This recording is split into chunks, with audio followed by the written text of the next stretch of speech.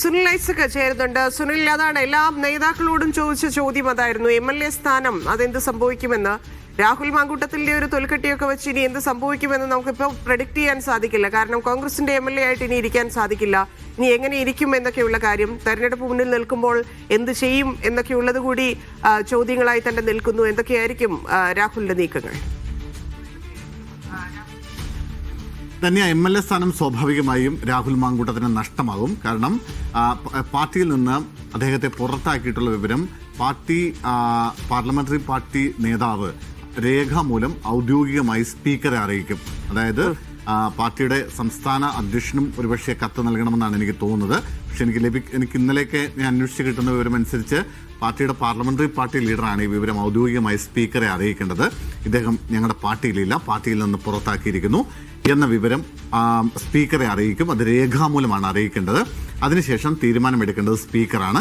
അങ്ങനെ രേഖാമൂലം കത്ത് കിട്ടിയാൽ ഉടൻ തന്നെ സ്പീക്കർ ഇയാളെ MLA സ്ഥാനത്ത് നിന്ന് പുറത്താക്കാൻ അയോഗ്യനാക്കാനുള്ള അധികാരം സ്പീക്കർക്കുണ്ട്. അതുകൊണ്ട് തന്നെ സ്വാഭാവികമായും ആ നടപടി അതിന്റെ ഒരു നടപടിക്രമം എന്ന നിലയ്ക്ക് തന്നെ പോകും.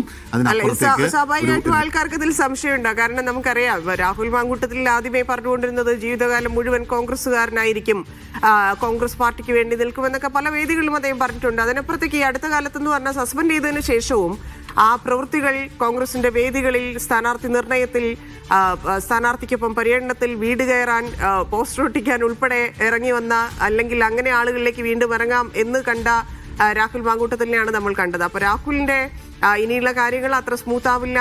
ഇനി കോടതി നിയമവും ജയിലും ഒക്കെ ആയിട്ട് നടക്കേണ്ടി വരും എന്നതിലേക്കാണ് കാര്യങ്ങൾ പോയിക്കൊണ്ടിരിക്കുന്നത്. പക്ഷേ അതിനപ്പുറത്തേക്ക് രാഷ്ട്രീയ ഭാവി എന്നൊരു ചോദ്യം നേരത്തെ ചോദിച്ചിരുന്നു. കെ മുരളീധരനോട് മാധ്യമപ്രവർത്തകരോ ചോദിച്ചിരുന്നു. അപ്പം ഇനിയൊരു തെറ്റുതിരുത്തി തിരിച്ചുവരവ് എന്നൊരു കാര്യത്തെക്കുറിച്ച് പോലും ആലോചിക്കേണ്ടതില്ലല്ലോ നിലവിൽ, അല്ലേ?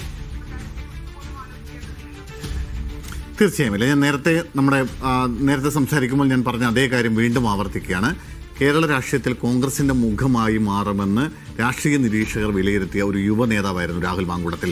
ഉരുളക്കുപ്പേരി പോലെ മറുപടി പറയുകയും ചാനൽ ചർച്ചകളിൽ സജീവമായി ഇടപെടുകയും മുഖ്യമന്ത്രി അടക്കമുള്ള ആളുകൾക്ക് അതിശക്തമായ ഭാഷയിൽ വിമർശനം ഉന്നയിക്കുകയും ഒക്കെ ചെയ്ത് സമരരംഗങ്ങളിലൊക്കെ അതീവ സജീവമായി നിലനിന്നിരുന്ന ഒരു യുവ നേതാവ്. നമുക്കറിയാം, കഴിഞ്ഞ ജനുവരി മാസത്തിലാണ് രാഹുൽ മാങ്കൂട്ടത്തിനെ പത്തനംതിട്ടയിലെ വീട്ടിൽ പോലീസ് പുലർച്ചെ വീട് വളർന്ന അമ്മയുടെയൊക്കെ കൺമുന്നിൽ വെച്ച് അറസ്റ്റ് ചെയ്തുകൊണ്ട് പോകുന്നു. ആ സംഭവമൊക്കെ രാഹുൽ ഉണ്ടാക്കിയെടുത്തൊരു പൊളിറ്റിക്കൽ മൈലേജ് ഭയങ്കരമാണ്.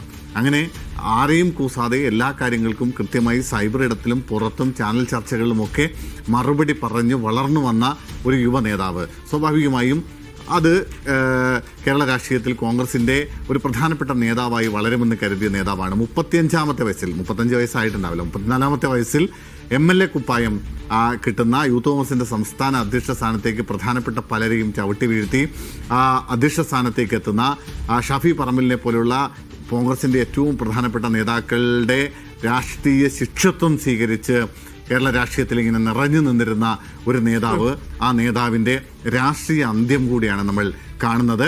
ഇനി ഏതെങ്കിലും ഘട്ടത്തിൽ ഈ കേസുകളൊക്കെ തെളിയിച്ച് അഗ്നിശുദ്ധി വരുത്തി രാഹുൽ മാങ്കൂട്ടം തിരികെ കോൺഗ്രസ് പാർട്ടിയിലേക്ക് വരുമെന്നൊന്നും ഒരു ഘട്ടത്തിൽ നമുക്ക് കരുതാൻ കഴിയില്ല. അതിൻ്റെ കാലം കഴിഞ്ഞു, അതിൻ്റെ സമയം കഴിഞ്ഞു.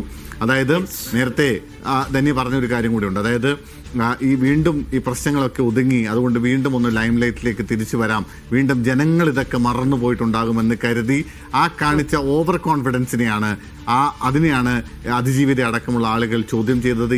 ഈ പൊതുസമൂഹം വെല്ലുവിളിക്കുന്ന തരത്തിലേക്ക് വീണ്ടും പതിയെ രാഷ്ട്രീയത്തിലേക്ക് വന്ന് സജീവമാകാമെന്ന് ചോദ്യം ചെയ്യപ്പെട്ടു. അത് കോൺഗ്രസ് തിരിച്ചറിഞ്ഞു, കോൺഗ്രസ് അതിൽ നടപടിയെടുത്തു എന്നുള്ളത് കൂടിയാണ്.